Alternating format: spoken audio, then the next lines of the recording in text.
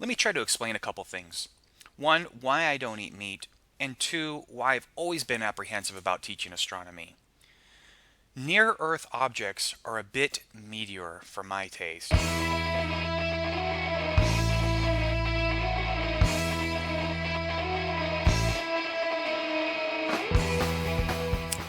So, guess what we're talking about in chemistry now? Evidence for the Big Bang. Let's get started. All right. So before I get into the evidence that the book was talking about, that this next generation chemistry talks about, I need to go over some background information. At least this helped me understand things better. So I want to talk about temperature, energy, and matter and how they tie together. Because if we think about the physical properties of these things, it might help understand some of the stages that we're going to get through. So the temperature of an object is the kinetic motion energy of the particles in it. So this would be an example of like a solid. In a solid, the atoms in the solid are not free to change position, but they do have, the solids have a temperature just like everything else has a temperature. What temperature is the vibration, the kinetic energy of the particles in the object. Some students on like free response questions get this wrong when I say what is temperature, and they'll say the kinetic energy of something. Kinetic energy is the energy of motion. Throwing a ball is not temperature. It's the kinetic energy of the particles inside the object. So make sure you signify the particles in there. The hotter the object, the faster the particles are vibrating. So the particles in cooler objects are vibrating slower. You can get slower and slower and slower until eventually you stop. So there's an end point on how cold something can get, and that would be stopped. So when the particles stop, that temperature is what we call absolute zero. There is no motion anymore. At absolute zero, you would only have matter. There would be no more energy associated with it. The Kelvin scale is based off of absolute zero. 0 Kelvin is absolute zero. There's no kinetic energy whatsoever in the particles. And converting this into Celsius and Fahrenheit, we've got negative 273.15 degrees Celsius and negative 459.67 degrees Fahrenheit. So this is as cold as it gets. You cannot get temperatures colder than this because there would be some motion. There's nothing colder than stopped. Now, at higher temperatures, if you add more energy to something, you could get a solid, and instead of the particles vibrating into place, they can actually dissociate from each other. So if we add enough energy, they can dissociate and move around. And if they're still, I should say, associated with each other but free to move around, that would be an example of a solid becoming a liquid. And if we heat this up even more, these particles can completely disassociate, and that would be the example of a liquid becoming a gas. So you add more energy, you get more kinetic energy. The kinetic energy of the particles is temperature. Okay. We talked about this before, quantum levels and the fact that electrons are quantized. That's why different things give off different colors. If we excite the electrons, like in fireworks, we excite the electrons on different metals in the fireworks, we get different displays of colors. So, and this is just review, but when we excite an electron, it can jump up to a higher quantum level, but then it comes back down. So if we add fire, if we put something in a flame, it might burn a different color. It excites the electrons and it comes back down and it releases a photon. Because it's quantized, we get different photons. So this is just an example of if we add energy. The reason I'm bringing this up, if we add energy, is not so much I'm talking about the colors, but what I want you guys to understand is if you add the energy, the electrons can move away from their normal resting, their normal ground state. So if you get over 3,000 Kelvin, electrons can be removed from the nucleus itself. So instead of just jumping up to a higher level and falling back down, if it's this temperature, if you get really, really hot, add a lot of energy, constant energy, it's not being able to allow the electrons to come back down. These electrons can just dissociate completely. When you have an atom with electrons completely dissociated, excuse me, this substance is called plasma, a different state of matter. Plasma is a charged positive nucleus with electrons not associated within the nucleus, like an electron cloud around it. So plasma is a gas of ions, and that's the charged, it's charged, it's no longer neutral. the electrons are not associated with the nucleus. So this is an example of lightning. Lightning is plasma. The energy coming down, grounding to Earth, takes the particles in the air, mostly nitrogen, and those electrons dissociate from the nitrogen, and you see that lightning. But the energy is quickly goes up and quickly goes down, so those electrons quickly come back together. But if you kept it at a high enough energy, you could keep it completely dissociated, is the point. Over 10 to the ninth Kelvin, which would be, remember, 10 to the third is 1,000, 10 to the sixth is a million, so 10 to the ninth would be a billion. So at a billion Kelvin, there's so much energy, there'd be so much kinetic energy that even the nucleus itself would break down. So the nucleus itself can completely break down. When you get to 10 to the 10th Kelvin, so that's 10 billion Kelvin, the protons and the neutrons can actually break down. So the protons themselves, so they're broken apart, but you get enough energy, the protons themselves can break down. And that breaks down into these things called quarks. So if this was a proton, the quarks could actually break apart. So now we just have quarks if we have this much energy. At 10 to the 16th Kelvin, the quarks can be completely converted into energy. Our understanding of quarks can make this process a little bit easier for us, but understanding quarks itself is a little difficult. So quarks are what make up the protons and neutrons, which is the vast majority of all matter, the weight, mass of everything around us. But if we take a look and analyze the quarks themselves, they only make up by mass about 1% of the mass of a proton or neutron. So where is this mass coming from? Well, it comes from energy. The quarks can divide, and as they divide apart, new quarks form. So you can have any odd number of quarks in a proton or neutron at any given time, so 3, 5, 7, 9, etc. The energy involved in these quarks forming and disappointing, there's so much energy there, that's where our mass comes from. Albert Einstein's famous equation E equals mc squared says that energy equals mass times speed of light squared, but we can rearrange that and say and talk about that energy divided by the speed of light squared equals mass. So it's kind of strange to think about, but everything we are, all our matter, our mass, is 99% energy. So what is the trend we're talking about here with temperature, energy, and matter? Well, at maximum temperature, there is no mass. It's all energy. Even the quarks get turned into energy. So at maximum temperature, the trend is it's all energy. And at absolute zero, you have all matter and there's no energy. And this relationship was figured out by good old Albert Einstein. And the mass-energy relationship is E equals mc squared. But I just wanted you to understand the trend of what's going on so that we can talk about the Big Bang. So, the Big Bang, we're going to talk about a timeline here. So this is 0 seconds of the formation of the universe, and this is where we are currently. The universe is said to be 13.8 billion years old. And so as we go to the right, we're getting more towards the present, and as we go to the left, we're going back in the past. And the y-axis is the radius of the visible universe. So the radius of the visible universe, as you can see, it gets wider and wider and wider. So at time 0, the universe began as an infinitely hot, infinitely dense point. Infinitely hot, infinitely dense point. Extremely, extremely small.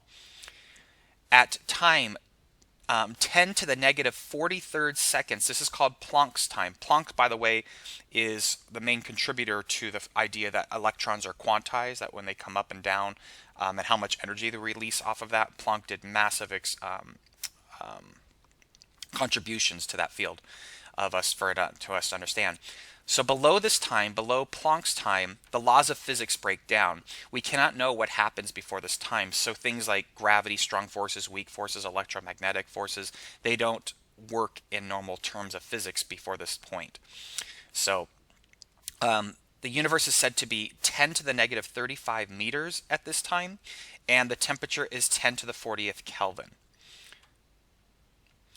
The next situation is the inflationary epoch. During the inflationary epoch, that's right here, this huge inflation of the size of the universe. It's exponential expansion, it's faster than the speed of light. So the universe expands exponentially fast, and it's going faster than the speed of light. So the images that of this expansion to get from one end to the other actually takes time. Speed of light, the light actually takes time to travel. So this expansion was faster than that. The universe expands, which allows it to cool, becomes less dense, and less dense allows it to cool. It cools down to 10 to the 33rd Kelvin. The next epoch that I'm going to talk about, by the way, there are more epochs that I'm mentioning, but these epochs are going to help us understand the things that we're talking about in this class. So I'm kind of skipping some things that not as relevant about the substances, the chemistry of the things forming. So anyways, the quark epoch is the next one. The temperature cools to 10 to the 16th Kelvin, and the universe is now expanding and cooling more. Think about this: the core of stars, how hot they are, and the core of Earth is molten iron. The more dense it is, the more pressure on things, the more the hotter things become. So if the universe is expanding, it's allowing the universe to cool. So energy is converted into matter in the form of quarks. So it cools enough that the energy is now starting to form quarks, and as you start to form quarks, one of the first properties of physics starts to form, and that's gravity. So gravity starts to take hold here. So we start to get that as a force that we can deal with. The next epoch is the hadron epoch. Temperatures cool and the universe expands enough to form protons and neutrons. So it cools down to 10 to the 10th for 10 billion Kelvin, and it cools enough so that these quarks now come together to make protons and neutrons. That's the hadron epoch. And all that happened in the first hundredth of a second. The first hundredth of a second of the universe, all that happens. The next epoch is the nuclear epoch. In the universe, again, it continues to expand, it continues to cool down, and it cools down enough to allow protons and neutrons to combine. So you start to get the nucleus. That's why it's called the nuclear epoch. The nucleus forms. And we get three main types of formations here with protons and neutrons combining. If you have one proton, it's hydrogen. So if we have one proton and one neutron, that's deuterium. And if you've got one proton and two neutrons, that's tritium. So these are different isotopes of isotopes of hydrogen that's forming. And then we have helium. We have two protons and two neutrons. That's helium. And since, again, there's no electrons associated with it, that would be, if you guys remember what we talked about with nuclear chemistry before, that's an alpha particle. There's still too much heat. There's still too much energy at this point for the electrons to join. So the electrons are not joining. And so you have a constant state of plasma. It's like, imagine lightning, but it never goes away. Everything is plasma. So it's constant, pure lightning. And that makes the universe opaque. Photons cannot get through this cloud of electrons. This cloud of electrons doesn't allow the photons to get through. So when we look at telescopes and we look back and back and back, and we can go look back at 13.8 billion light years away, what we see is an opaque wall. We can't see through it, and that's that plasma of the nuclear epoch. This ends with cooling even more. It cools enough that the electrons now associate with the nucleus. And so this is called the atomic epoch, because we're starting to make atoms. And so when the electrons associate back with the nucleus, this process is called recombination. Like when lightning happens, the electrons fly out, you get the plasma, the electrons come back together with the nucleus. That's called recombination. So it cools down enough to allow the electrons to attach to the nucleus. Here, the universe temperature is 3,000 Kelvin.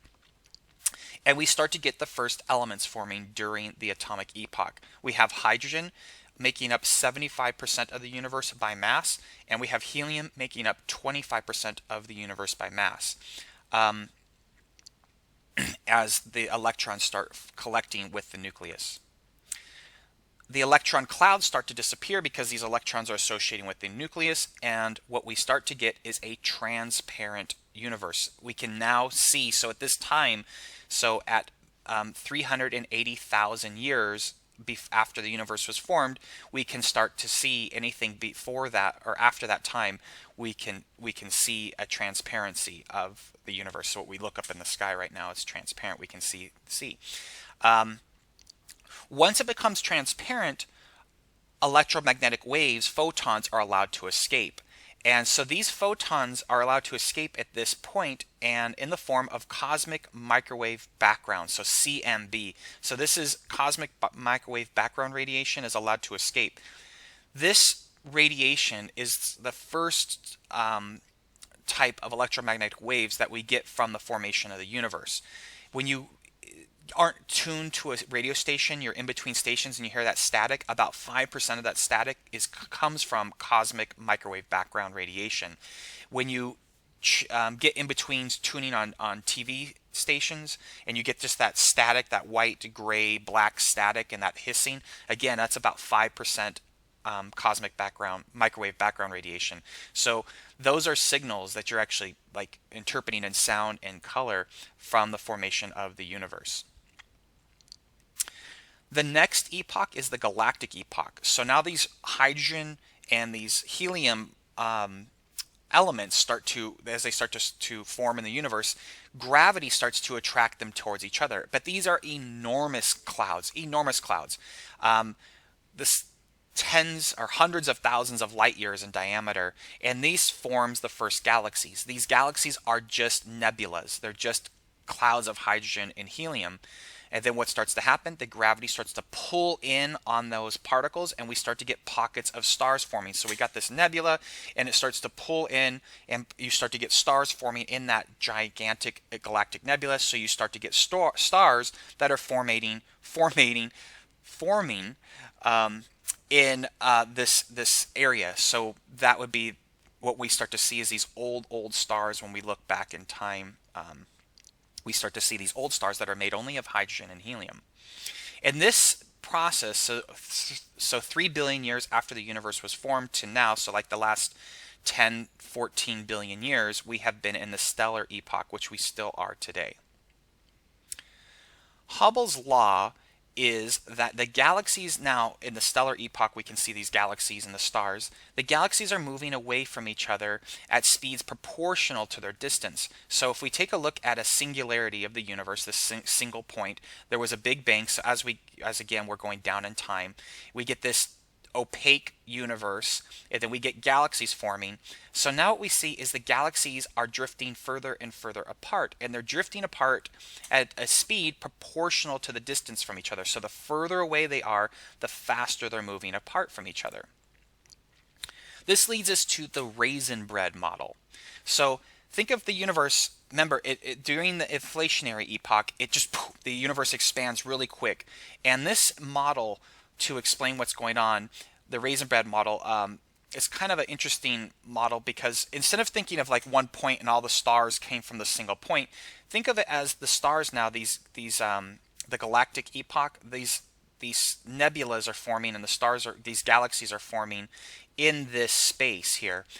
And with the Hubble's law, that space is expanding like dough of the bread. So these raisins here are rather close to each other, and as it expands, they move a little bit further apart. But these two raisins are much further apart from each other, and as it expands, they're considerably further apart. So these two raisins are moving faster apart than these two raisins. So the raisins on the top and bottom are not moving apart as fast as the raisins on the left and the right.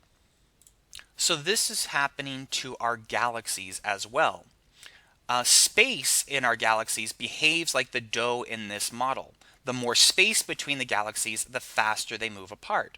So if you take a look at these galaxies in this image here, we've got these galaxies here are not as far apart as perhaps we take a look at these galaxies. So we got the top and the bottom versus the one on the diagonal one here.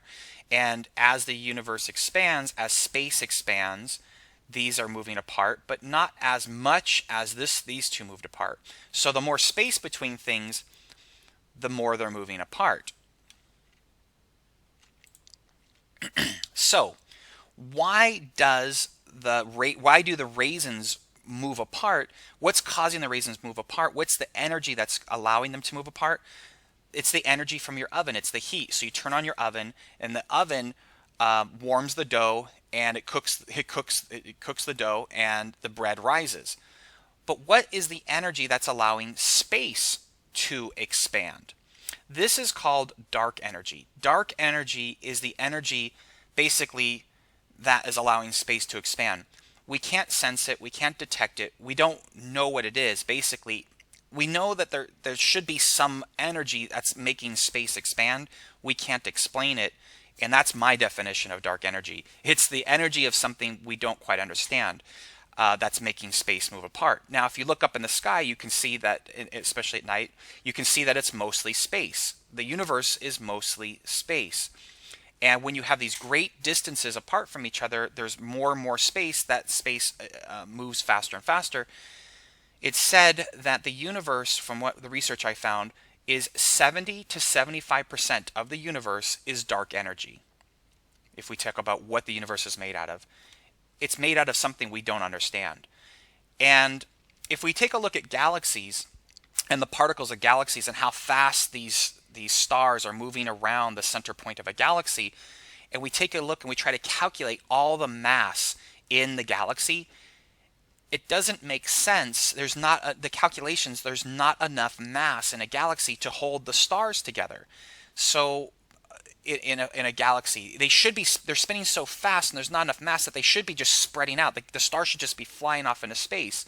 So there's some more gravity. There's more matter there than we can detect, and so they call that dark matter. So dark energy is the energy that's making the universe expand, and dark matter is some other force that's making galaxies hold together and not fall apart. They say that roughly 20% of the universe is dark matter. So that means if 75% is dark energy and 20% is dark matter, then the universe, the last 5% is the universe that we understand. The chemistry, physics, biology, the rules of our reality is only about 5% of the universe, because the universe is mostly empty space. So, having said that, there are 4 possible outcomes of what's going to happen to the universe. So this line here would be the present, and then as we go down, it's the past. So we're talking about this Big Bang, this inflationary expansion, and we're going to talk about the first one here is the recollapsing universe. The idea in this one is that the universe is expanding, expanding, expanding. Remember, dark energy is causing it to expand.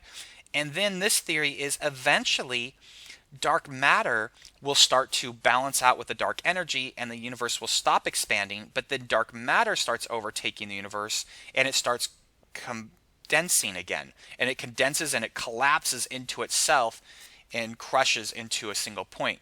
And I'd like to think that in this one here, it might be like a what's the word?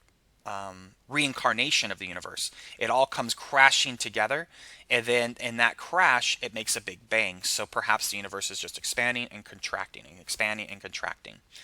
So that's called the recollapsing universe. The other one is, the next one is called the critical universe. And in this one here, we're expanding. This is the story we're at in the present. And then eventually dark matter will start to balance with dark energy, and the universe will kind of expand and form and kind of get to the stage that it's supposed to be at. In other words, we're in the early formation of the universe, and then the universe will get to its critical stage eventually. The next 2 I'm going to explain as one, the coasting universe and the accelerating universe. So in this example, again, we have this inflationary situation here, and then we see that the universe, the more space there is, the faster the universe expands. So the idea is that it just keeps expanding and expanding and expanding. And if it keeps expanding, it can start expanding faster than the speed of light. That's really strange to think about. So that would mean that it's going to be producing light, and then if you're going to be on this side here to see the light and it's producing light towards you, but it's expanding faster than the light can get to you, if the universe expands, basically everything will become dark. There'll start to be no stars because everything will expand and expand and expand until there's nothing. That one's kind of depressing to me. The coasting universe is kind of the same idea, but instead of exponentially expanding, it's a linear expansion. So it's just going to keep expanding. The same result would happen. It would just take longer to get there. So those are the theories about the fate of the universe, and that is our discussion on chemistry's universe. If you have any questions, let me know. I'd be happy to help you out.